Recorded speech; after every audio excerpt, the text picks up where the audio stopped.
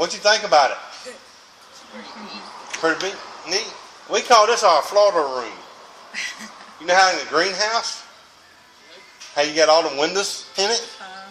Think about it. You got all the windows.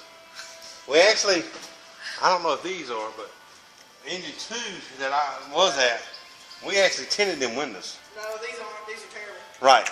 We actually tinted the windows They to help keep the heat. The air conditioner works good, but it helps keep the heat out of it. But it gets warm back there. Especially if you're sitting there for a long period of time, that sun beating down on top of you, it gets warm.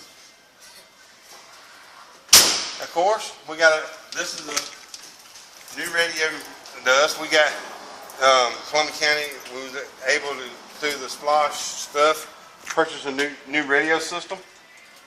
We have a new radio system now. We're a lot better than what we had. We're called an 800 system now. We can, I have said that, I was in Evans, at, right there in the sharp curve, and where the Alzheimer's wing is now, and actually talked all the way to Clarks Hill Lake on one of these. Yeah. 5-watt radio talked all the way up there. Just like we sitting there, like we talking right now.